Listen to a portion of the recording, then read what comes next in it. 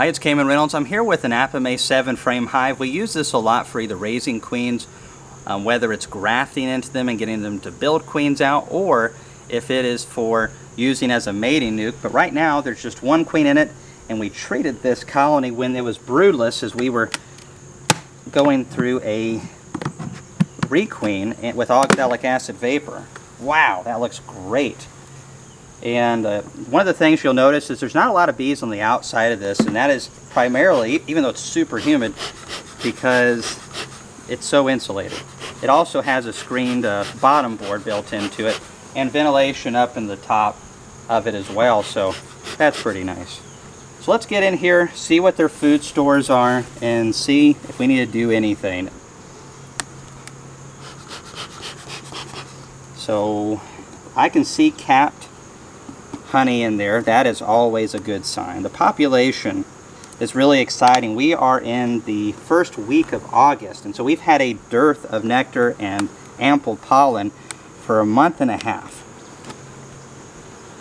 This frame right here is partially drawn and with a little bit of food in it, and this side is not drawn much at all. We are going to set this to the side right here. And I hear some more rain coming. We have gotten a good bit of rain this summer, and that has kept the weeds growing and hopefully will set us up for a good fall flow. But it also makes it quite humid in the bee yard. So lots of food in here. There's a little bit of bee bread down in there. This frame is pretty heavy. It would be nice with a colony this size to have at least 2 frames of honey or syrup at all times. You want them to not feel shorted. You don't want to feed them too much, honestly. It'd be nice to have a second box onto this colony, but I don't have one. I've always just used this for raising queens. I have overwintered successfully every year in this Apame colony, but between the insulation, having a young queen, low mite populations, and wow, that always helps right there. So it's a 2023 queen, and the mites, like I said, were killed with oxalic acid vapor, the majority of them, when there was no capped brood at all in this colony. So it was a really opportune moment. And the reason I believe that the pattern is the way that it is, it's not as perfect. We haven't had good pollen for a while. How much bee bread do you see down into here? I haven't seen hardly. There is some bee bread in this colony, but it's not a lot. It's not a lot. And this is where I would give this colony some pollen patties if I was wanting it to grow. A little bit would be all right. For a colony this size, half a pound. Oh, there's a little bit of pollen right there. I think we've got a cornfield nearby, and that's where they're getting that from. There's not a lot in the colony, and we see a little trickle coming in. But that little trickle is kind of a problem. We can't get them to take the dry Ultra Bee subs or any subs like that because of how dry it is. However, of that little half pound of patty, you can cut that into like 3 or 4 strips and create more surface area, and because I don't have the feeders in, there's a lot more room for them to get on top of the patty and eat it quickly. Look at that nice brood pattern right there. These aren't the robust patterns that we're going to see in late March, April, and May, and early June. But this is good for August. I see a lot of eggs down in there. Queen is busy. The bees look clean and healthy. Look at the activity. I'm seeing some nice fuzzy young bees. The cappings look very nice and uniform.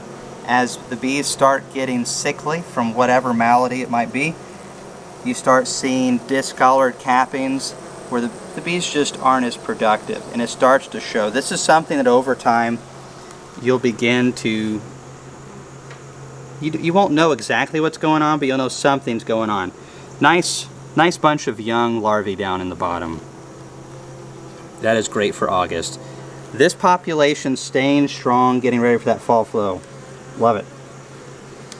And it's not the biggest hive in the world, but that's okay. In August, they don't need to be that huge.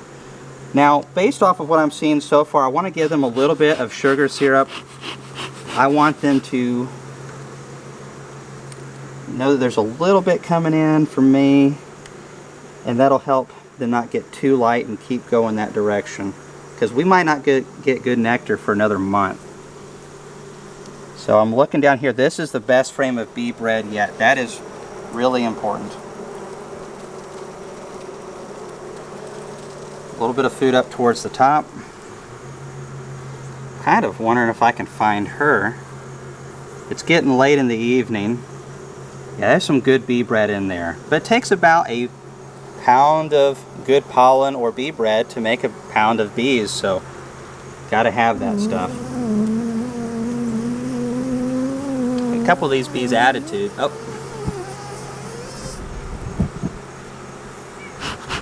Sorry about that.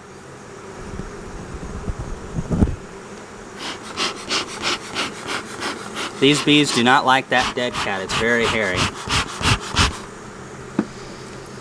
Alright, let's just check another frame or two. One of the things I like to make mention of is the very nice divider that's in this. You can see the screen bottom board towards the bottom.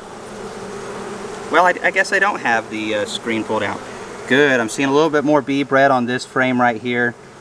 That's exciting. I'm still going to give them half a pound of pollen patty. Just because there's bee bread in there doesn't mean that it's necessarily a really high quality pollens that they're bringing in to make that. You know, some of those have very low protein or don't have a complete protein for the bee. Not seeing the queen. This is a good bit of food right here though. They don't need a lot unless we're able to give them space. I say probably give this thing 2 quarts of thin 1-to-1. Not every week, just give it this week. Come back here in 2 weeks and check the colony again. This time of the year, checking the bees every other week is perfect. We're not making honey. They're not growing really super fast. That's a good speed. And if something happens, I'm not late to the game. That'll give me a good idea. Just a little bit of food to help keep that weight where it needs to be. I didn't see the queen, so that's kind of a bummer. And this frame right here, they have not drawn out all the way. I'm just going to shake those bees. And I'm going to turn that foundation in a little bit.